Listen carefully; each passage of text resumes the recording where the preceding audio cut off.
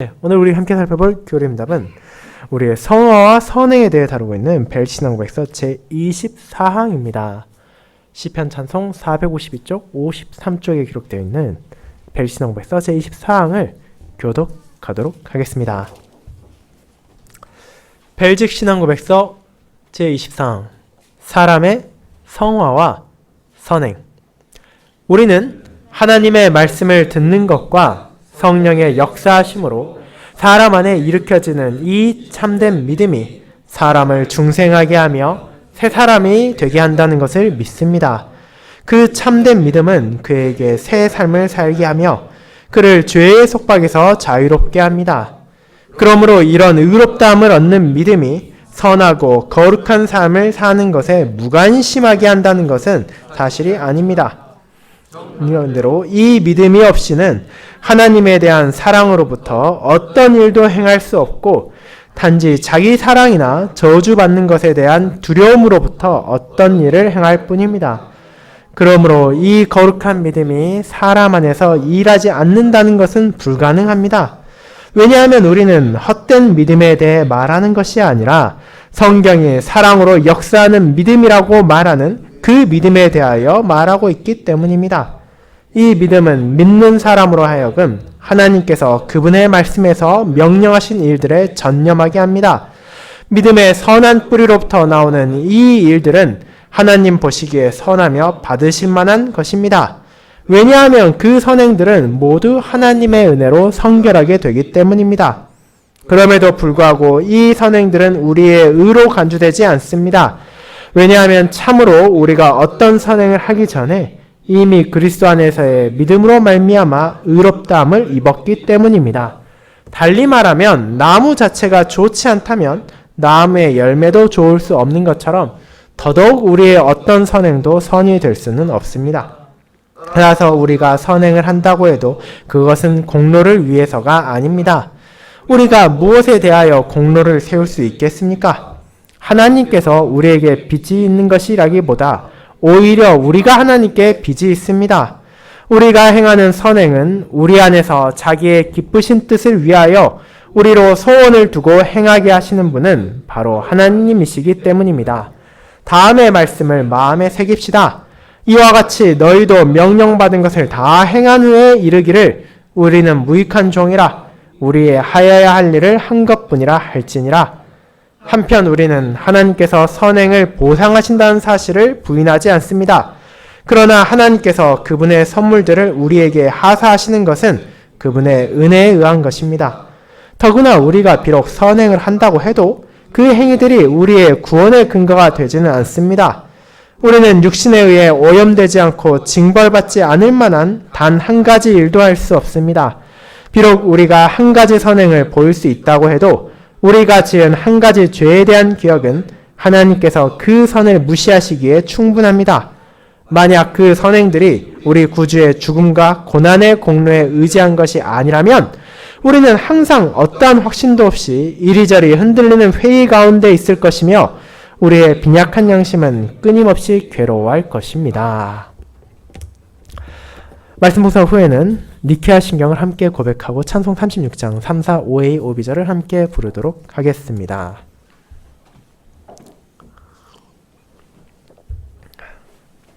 사랑하는 주 예수 그리스도 안에는 형제 자매님들, 닭이 먼저냐 달걀이 먼저냐는 유명한 질문에 대해 여러분도 어린 시절 한 번쯤 들어본 적이 있을 것입니다.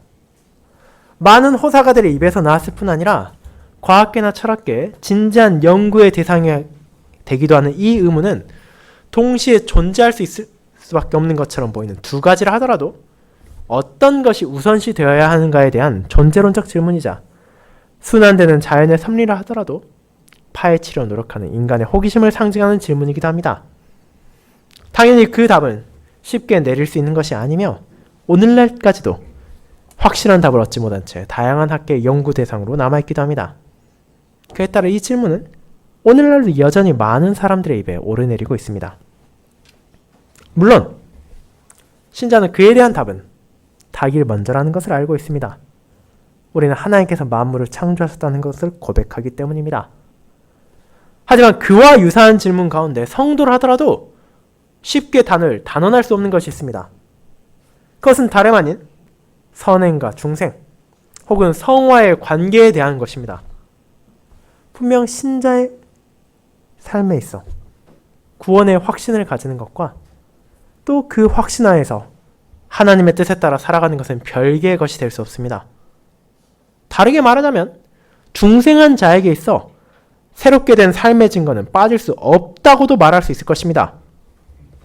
그것은 마치 닭이 있어야 달걀을 낳고 달걀이 부화되어 닭이 되는 것처럼 언제나 함께하는 것이지 분리해서 무언가를 우선시할 수 없다고 생각되는 것처럼 여겨질 수 있습니다. 그리고 결국 어떤 교단에 속해 있다 하더라도 최소한 성경을 진리로 고백하고 주님의 은혜로 살아간다고 믿는 이들은 이 두 가지 모두 가볍게 여기지 않을 것이며 자신의 삶을 통해 거듭난 자의 모습을 선행으로 나타내기를 바랄 것입니다. 하지만 문제는 이 두 사안은 언제나 함께하는 것처럼 보이지만 실제로는 인과관계를 가지고 있다는 것입니다. 하나님의 은혜와 사람의 선행은 실제로 하나가 먼저 있는 것이며 다른 하나가 따라오는 것입니다. 그렇게 이를 어떻게 이해하고 받아들이냐는 신자의 삶에 대한 자세를 정의하는 아주 중요한 사안입니다. 우리가 구원을 얻기 위해 선하게 살아야 하는가? 혹은 구원의 은혜를 받았기에 선하게 살 수 있느냐는 결코 가벼운 것이 아니기 때문입니다. 그것은 하나님의 자녀들이 자신들의 삶을 어떻게 바라보느냐를 정의하는 것이고 그들의 삶 가운데 무엇을 얻기 위해 노력해야 하는가를 가리키는 것입니다. 그렇게 별신한 고백서는 하나님의 말씀을 인용해 이 점을 명확하게 해서 우리가 그 관계를 혼동하지 않을 수 있게 하는 것입니다. 저는 그와 같은 신자의 중생과 선행에 대한 관계를 다루는 제24항을 우리는 참된 믿음으로 새 사람이 되었음을 믿습니다라는 제목으로 나누고자 합니다. 그리고 이 항목이 다루고 있는 내용을 세 부분으로 나누어서 우리가 얼마나 큰 은혜를 받고 있으며 그 은혜 안에서 어떤 삶을 살아가야 하는지를 함께 고백하고자 합니다. 이를 첫 번째, 성령님의 역사로 성도 안에 일으켜지는 참된 믿음. 두 번째, 사람을 중생하게 하며 새 사람이 되게 하는 참된 믿음. 세 번째, 성도를 새 사람으로 살게 하는 참된 믿음으로 나누어 알아보겠습니다. 먼저 첫 번째, 성령님의 역사로 성도 안에 일으켜지는 참된 믿음에 대해 생각해 보겠습니다. 형제자매 여러분, 오늘 우리가 함께 읽은 별신항고에서 제24항에 앞선 22항과 23항의 내용은 칭의, 의로움에 대해 다루고 있었습니다. 세상에 그 어떤 사람이 자기가 죄인이길 바라겠습니까? 그리고 그것은 신자에도 마찬가지입니다. 하지만 동시에 세상의 많은 사람들은 자기 자신을 의롭다 생각하고 최소한 내가 죄인은 아니다라고 여기는 경향이 있습니다. 그런데 성도는 어떻습니까? 우리는 자신의 죄와 비참을 부인할 수 없습니다. 그들과 달리 우리는 나의 죄를 알고 있고 나의 비참을 알고 있으며 그렇기에 신자는 그 어떤 사람보다도 의로움을 갈망하고 그것의 필요성을 인식하고 있는 사람들이어야 합니다. 하지만 그 의는 어떻게 얻는 것입니까? 내가 노력하고 내가 신실하고 경건히 살아가면 어느 선을 넘어서 그것을 획득할 수 있는 것입니까? 그렇게 생각하는 사람들도 실제로 있으며 그들은 그런 식으로 이해하는 것이 더 유익하다고 말하기도 합니다. 하지만 그런 주장이 하나님의 말씀에 전해지는 진리를 바꿀 수는 없습니다. 그리고 그분의 말씀은 이 세상에 어떤 사람이라 하더라도 정말 우리와 비교할 수 없을 정도로 가장 경건하고 훌륭한 이상적인 사람이 있다 하더라도 그 사람조차도 자신의 의를 스스로의 힘으로 얻을 수 없다는 것을 분명히 밝히고 있습니다. 모든 사람은 죄 가운데 태어나고 자신의 부패와 연약함으로 인해 그의 모든 삶에 있어서 죄로 기울어져 있기 때문입니다. 다윗의 시인 시편 14편에서 나타나고 로마서 3장에서도 바울이 인용한 것처럼 의인은 없나니 하나도 없으며 깨닫는 자도 없고 하나님을 찾는 자도 없고 다 치우참게 무익하게 되고 선을 행하는 자는 없나니 하나도 없도다. 이 두려운 것처럼 보이는 발언은 실제로 저와 여러분의 현실입니다. 그렇다면 우리는 어떻게 합니까? 자신 안에서 의를 얻을 수 없다는 것을 인정할 때 우리는 비로소 나의 바깥을 바라보게 됩니다. 그리고 거기에서 답을 찾게 되는 것입니다. 그것은 오직 그리스도를 믿음으로 말미암아 우리가 의롭게 된다는 것입니다. 신자는 믿음으로 자신의 머리이신 그리스도의 지체로 연합하게 됩니다. 그렇게 그분 안에 있는 자는 그분의 은혜를 받아들이게 되며 그 풍성한 은혜 가운데는 그분께서 행하신 모든 의로움을 내게 주신다는 것도 포함되어 있습니다. 마치 대제사장 여호수아가 하나님 앞에 나아갔을 때 그가 여전히 더러운 옷을 입고 하나님 앞에 나아갈 자격이 없었음에도 불구하고 그분께서 그 더러운 옷을 벗기시고 정결한 옷을 입히시고 그 머리에 관을 씌우신 것과 같이 그리스도를 믿음으로 우리는 그분의 의로움을 옷 입고 그분의 영광에 함께한다는 것입니다. 하나님께서 그와 같은 자신의 아들의 의로움, 어떤 부족도 어떤 잘못도 없는 온전한 의로움을 마치 우리가 그 모든 것을 행한 것처럼 받아들여 주시기에 우리는 이제 그분 안에서 의로움을 얻고 아버지께 나아갈 수 있게 되었습니다. 그러므로 그리스도만이 우리의 의이시며 그 의로움을 참된 믿음으로 붙잡을 때 우리는 하나님 앞에서 부족한 자신을 인정하지만 동시에 그럼에도 하나님께 나아갈 수 있게 되고 그분께 영광을 돌리는 삶을 살 수 있게 됩니다. 그것이 복음이 전하는 바로 저와 여러분의 의로움이며 하나님을 경외하면서도 어떤 의심과 두려움도 없이 그분께 나아갈 수 있는 신자가 누리는 특권이었습니다. 그에 이어 살펴보게 되는 것은 바로 24항 사람의 성화와 선행이라는 주제를 가지고 있는 벨시동 고백서의 항목입니다.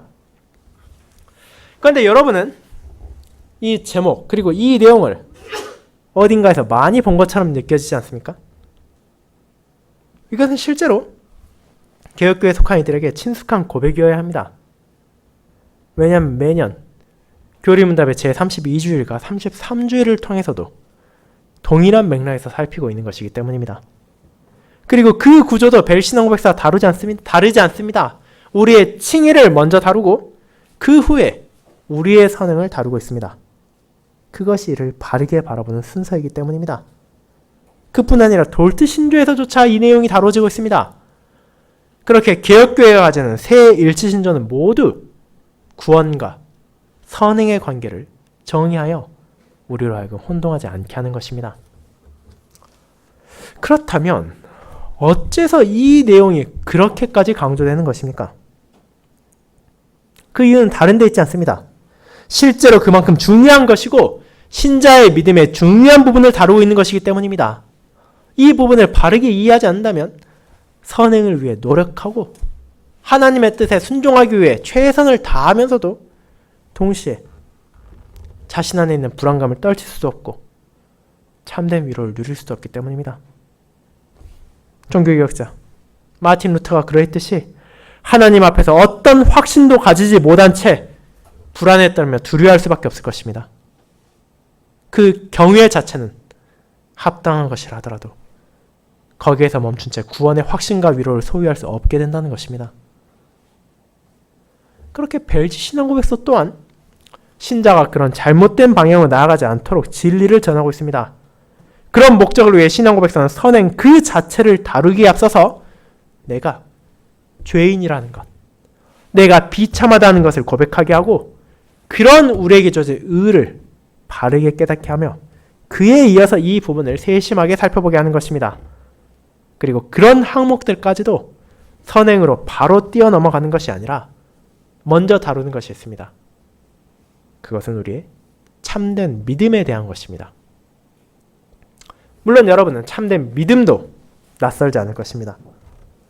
그것은 하나님께서 그분의 말씀에서 우리에게 계시하신 모든 것을 내가 진리로 받아들이는 확실한 지식, 하나님께서 오직 그리스도의 공로 때문에 순전한 은혜로 말미암아 죄의 사함과 영원한 의와 구원을 다른 사람뿐만 아니라 나에게도 주신다는 견고한 확신, 교리문답 7주일 21문답에서 고백한 것이지 않습니까? 그런데 문제는 이런 참된 믿음이 어떻게 내 안에서 심겨지고 내 안에서 일으켜지며 자라가냐는 것입니다. 이 믿음에 대해 잘못된 생각을 하는 사람들이 있습니다. 마치 사람이 어느 날 갑자기 침대에서 일어나 결심을 하고, 그래, 내가 지금부터 교회에 다니겠다, 내가 지금부터 신앙을 가지겠다라고 생각하면 그 순간 그 사람에게 믿음이 일어났다고 생각하는 것입니다. 결국 그 믿음의 주체도, 그 믿음을 자라나게 하는 것도 사람에게 매달려 있다는 것이 그런 생각입니다. 하지만 제21문답의 마지막 부분은 무엇을 말합니까? 이 믿음을 성령께서 복음으로 내 마음에 일으키십니다 라고 간단하게 정리합니다. 우리의 믿음까지도 은혜이며 하나님의 선하신 선물이라는 사실을 분명하게 선포하는 것입니다. 그리고 그 부분이 동일한 맥락에서 베르신앙고백서 제24항에서도 다루어지고 있습니다. 선행에 대해 말하기 앞서 무엇을 전하고 있습니까? 하나님의 말씀을 듣는 것과 성령의 역사하심으로 사람 안에 일으켜지는 이 참된 믿음이라고 말하고 있습니다. 그런데 이 부분을 우리는 주의해서 살펴볼 필요가 있습니다. 이는 우리의 믿음이 일으켜질 수 있는 두 가지 조건에 대해 말하고 있는 것이 아니라 그 믿음이 일어나는 오직 하나의 방식을 가리키고 있기 때문입니다. 믿음은 복음 선포를 사용하시는 성령 하나님의 역사로 우리 안에 심겨집니다. 그리고 그 사실은 결코 가벼운 것이 아닙니다. 우리는 종종 말씀 설교를 가볍게 생각하는 사람들을 만날 수 있습니다. 교회에 다니지만 설교에 마음을 쓰지 않고 실제로 그 교회의 여러 부분에서 설교보다 더 중요한 무언가가 있다는 방식으로 강조되는 것들도 있습니다. 물론 교회 안에 있는 많은 것들은 실제로 중요합니다. 하지만 그 안에서 가장 중요한 것이 무엇인지를 굳이 꼽아야 한다면 그것은 설교의 무언가가 될 수 없습니다. 그것이야말로 예배의 중심이며 교회의 중심이고 신자의 중심이기 때문입니다. 하나님의 말씀이 선포되지 않는 예배가 있을 수 없고 교회가 존재할 수 없으며 그것을 듣지 않는 성도가 있을 수 없습니다. 왜냐하면 그것이 은혜의 방편이기 때문이며 성령 하나님께서 우리 안에 믿음을 일으키시고 그것을 자라나게 하시는 데 사용하는 수단이기 때문입니다.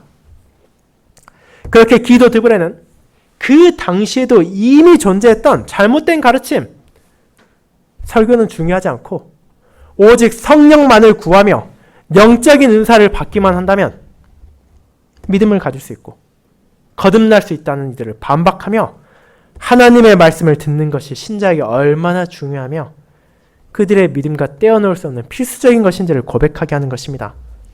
그뿐 아니라 이는 사람이 자의적으로 믿음을 일으키고 만들어낼 수 있다는 거짓 가르침도 반박하고 있습니다. 신자는 말씀과 성령의 사역을 분리해서는 안 됩니다. 말씀이 바르게 선포되기 위해서는 그분께서 영감하여 기록하게 하시고 보존하신 성경이 있어야 하고 그를 전할 그분의 종들이 순수하게 말씀만을 전달할 수 있도록 돌보셔야 하며 그것을 듣는 이들이 그 진리를 깨달을 수 있도록 조명하셔야 하기 때문입니다. 그렇게 우리에게 참된 믿음을 일으키는 말씀 선포는 성령 하나님의 사역을 통해서만 바르게 전달되고 주어질 수 있으며 그런 말씀과 성령의 은혜 없이는 믿음은 저절로 자라나는 것도 아니고 자의적으로 일으켜질 수도 없습니다. 그렇게 우리는 믿음에 있어서도 철저하게 은혜를 받는 입장이며 그것이 온전하게 하나님의 선물이라는 것을 인정해야 합니다. 사랑하는 형제자매 여러분, 그와 같은 고백은 우리에게 무엇을 깨닫게 합니까? 매주일 전해지는 설교가 얼마나 중요한 것인지를 잊지 않게 합니다. 교회를 열심히 다니는 신자 중에서도 그것의 중요성을 종종 잊어버리는 사람이 있습니다. 그것이 주일마다 반복되게 그리고 매주일 듣다 보면 언젠가는 이것은 전에 들었던 것과 비슷한 것 같기도 하고 내가 원하는 거랑 좀 다른 것 같다는 느낌을 받기도 하며 그 시간에 마음을 쓰지 않고 그저 딴 생각을 하거나 집중을 하지 않는 사람들도 있습니다. 그리고 그런 매너리즘 혹은 타성에 젖은 모습은 회중들에게만 나타나는 것이 아닙니다.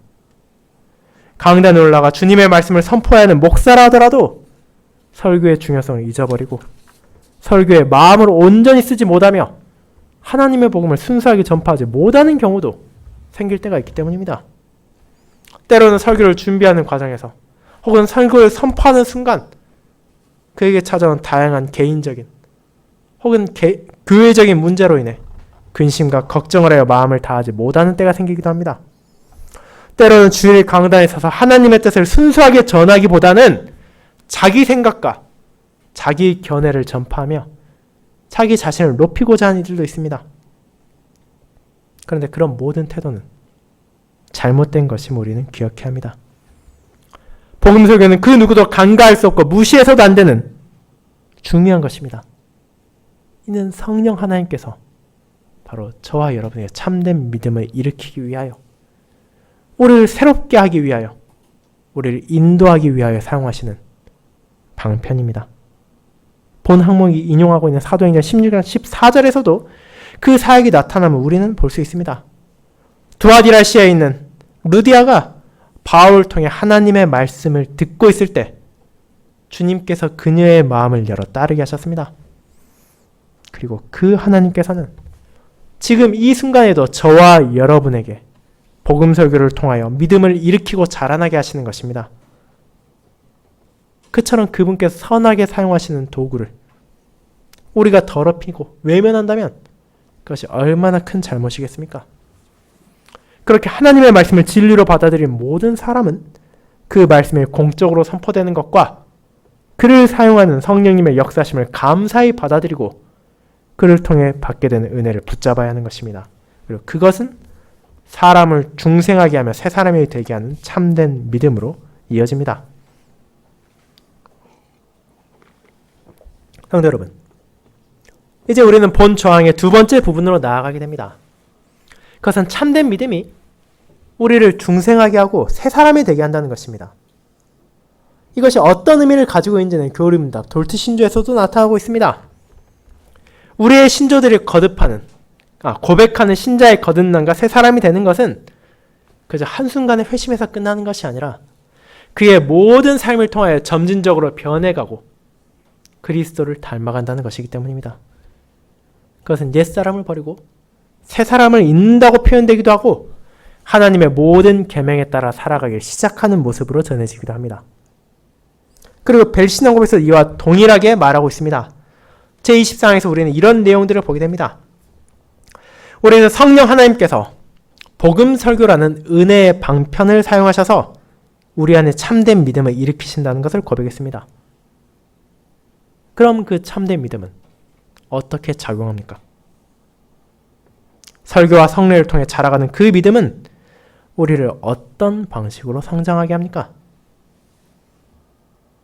이 믿음 없이 우리는 하나님에 대한 사랑으로부터 어떤 일도 행할 수 없고 단지 자기애나 저주받는 것에 대한 두려움으로부터 어떤 일을 행할 뿐이라고 고백하게 됩니다. 결국 사람이 새롭게 된다는 것, 참된 믿음을 품었다는 것은 그것을 가진 사람들에게 다른 무언가가 아니라 하나님을 경외하고 그분을 사랑하며 그분의 명령에 순종하게 한다는 것입니다. 그것이 바로 중생한 자이자 새 사람이 된 사람입니다.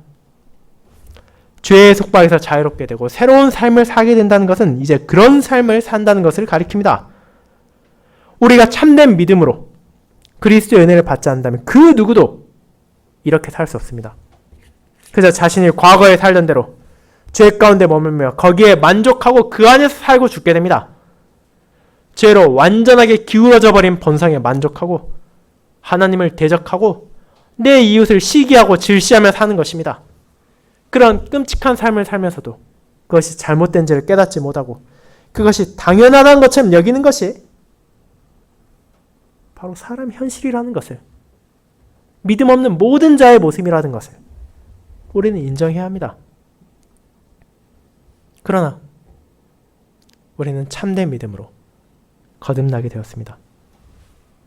우리는 진정한 의미에서 무엇이 선하고 무엇이 악한 것인지를 깨달았습니다. 삼위 하나님의 은혜로 진리를 알게 되었고 어떻게 사는 것이 바른 것인지를 자각하게 되었으며 우리가 어느 길을 나아가야 하는지도 알게 되었습니다. 그렇게 우리는 진정한 의미에서 새 사람이 된 것입니다. 새 사람이 되었다는 것. 우리가 과거와 완전히 달라졌다는 것입니다. 우리가 할 수 없던 것들이 가능하게 되었습니다. 우리가 알지 못하던 것들을 깨닫게 되었습니다. 그것은 거듭남, 중생하지 않고는 누구에게도 불가능한 것입니다. 하나님의 긍휼로 말미암아 우리에게 주어진 믿음으로 이 은혜를 누리고 있기에 우리는 그 모든 것을 베푸신 하나님께 감사할 수밖에 없으며 그분을 찬양할 수밖에 없는 것입니다. 두려움이 아니라 하나님을 향한 사랑으로, 억지로 끌려서가 아니라 자발적으로 기꺼이 하나님의 명령에 마음을 다할 수 있게 된 것입니다. 사랑하는 성도 여러분, 그것이 바로 참된 믿음으로 거듭났다는 것입니다. 문자 그대로 새롭게 태어났다는 것입니다. 새 사람이 되었습니다. 하나님께서는 자신의 영을 통해 우리를 새롭게 하심으로 우리를 죄의 속박에서 자유롭게 하셨습니다. 그렇게 하셔서 이제 우리로 하여금 두려움으로 순종하는 것이 아니라 자기 사랑으로 순종하는 것이 아니라 하나님을 향한 감사와 기쁨으로 그분을 따를 수 있게 하셨습니다. 그런 새로운 삶이 우리에게 주어졌을 뿐 아니라 그 은혜 안에서 우리가 선행을 통해 새 사람이 되었음을 증거하게 되었다는 것을 이어지는 대지에서 우리는 고백하는 것입니다. 거의 세 번째, 성도를 새 사람으로 살게 하는 참된 믿음으로 이어집니다. 성도 여러분, 그렇게 우리는 성령 하나님께서 말씀 사역을 통해 참된 믿음을 우리 안에 일으키시고 그 믿음으로 우리를 중생하게 하며 새 사람이 되게 하신다는 것을 고백했습니다. 그것은 진정 은혜로 우리에게 주어진 선물이자 우리가 평생에 걸쳐 감사해야 마땅한 하나님의 자비였습니다. 그렇다면 그렇게 새 사람이 되었다는 것과 선행을 한다는 것은 어떤 관계를 가지고 있습니까? 그것이 서론에서부터 언급된 우리가 알아야 하는 구원의 확신 혹은 중생과 선행의 관계입니다. 먼저 분명하게 말씀드리겠습니다. 사람의 어떤 선행도 구원의 근거가 될 수는 없습니다. 하나님께서는 우리가 선을 행할 것을 미리 보시고 택한 것도 아니시며 우리의 행동이 계속 쌓아 올려가 어느 선을 넘었을 때 이제 그때 우리를 인정하여 구원하신 것도 아닙니다. 그렇게 우리의 선행은 어떤 이유에서도 우리의 구원에 영향을 끼칠 수 있는 것이 아닙니다. 아무리 알미니우스주의자들이 그런 잘못된 가르침을 진리인 것처럼 호도하고 로마 교회에서 개혁교회를 향하여 그렇게 믿는다면 우리가 선행에 무관심해지고 게을러질 것이라 비난한다 하더라도 결국 하나님의 말씀 안에서 우리는 행위가 구원의 근거가 될 수 없다는 것을 명백하게 보기 때문입니다. 그렇다면 우리는 선행을 왜 해야 합니까? 우리의 선행은 무엇입니까?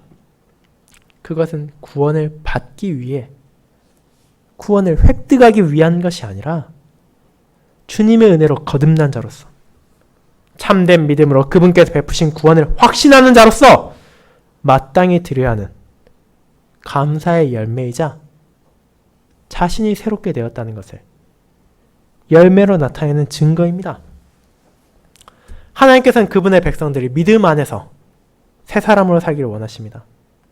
본 항목이 인용한 것처럼 우리 안에서 자기의 기쁘신 뜻을 위하여 우리로 소원을 두고 행하게 하시는 분은 내가 아니라 바로 하나님이십니다.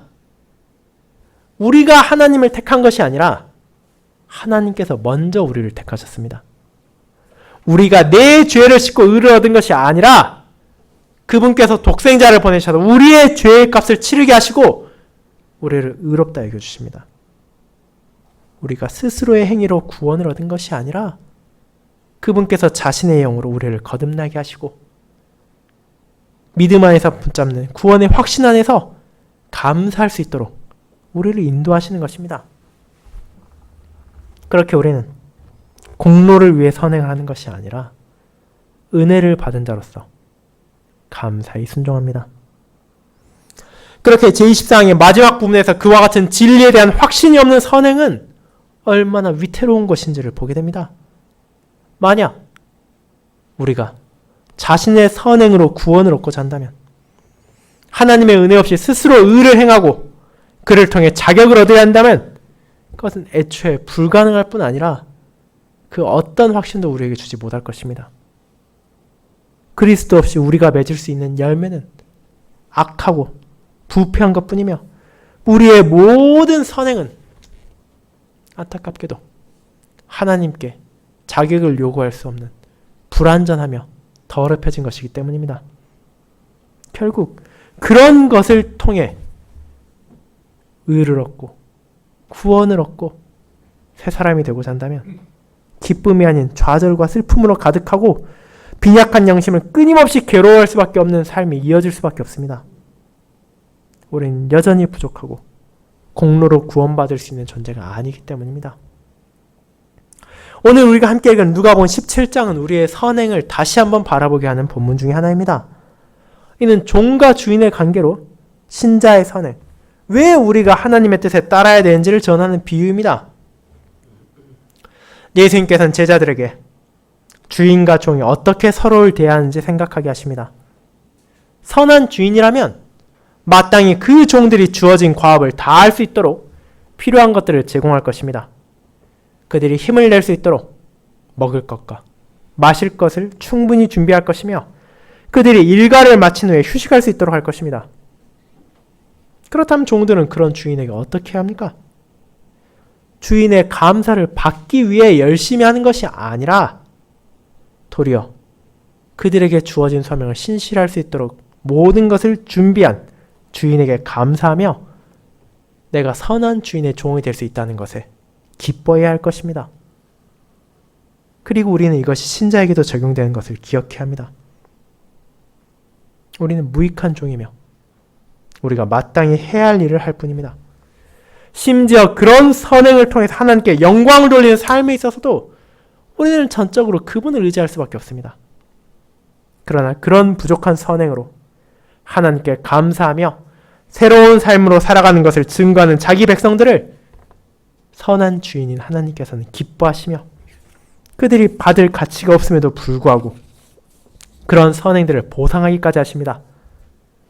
그 진리를 알고 있기에 우리는 회의와 고통 가운데 어쩔 수 없이 순종하는 것이 아니라 불안에 떨면서 하나님을 바라보는 것이 아니라 진심으로 마음에서 우러나오는 자발적이고 기쁜 순종을 바치며 그를 통해 참된 믿음으로 내가 새 사람이 되었다는 것을 나의 이웃들에게, 이 세상에 형제와 자매들에게 드러낼 수 있게 된 것입니다.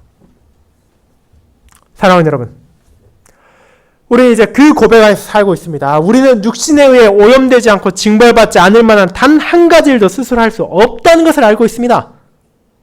하지만 주님의 은혜로 우리는 새롭게 되었고 그분의 사역으로 순종의 한 걸음을 내디딜 수 있게 되었으며 그분의 인도하심으로 내가 맺을 수 없던 감사의 열매를 맺어가게 되었습니다. 그리고 그 모든 과정에서 어떤 불안이나 염려 없이 하나님의 손길을 확신하며 기꺼이 그분의 뜻에 따를 수 있게 되었습니다. 그것이 얼마나 큰 위로가 되며 기쁨이 됩니까? 이와 같은 놀라운 복음의 진리를 성령께서 우리 안에 심어주시고 그 안에서 우리가 자라가게 하십니다.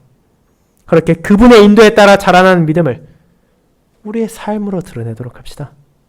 주님께 무언가를 요구하기 위해서가 아니라 그분께 순전한 감사를 드리며 그분을 사랑하고 그분을 찬양하기 위한 선행, 거듭난 자에게 결코 멈출 수 없는 이 기쁘고 즐거운 순종이 이번 한 주에도 저와 여러분을 통해 계속해서 드러나서 하나님께 영광을 돌리고 또 서로에게는 멈추지 않는 격려가 되기를 소망합니다.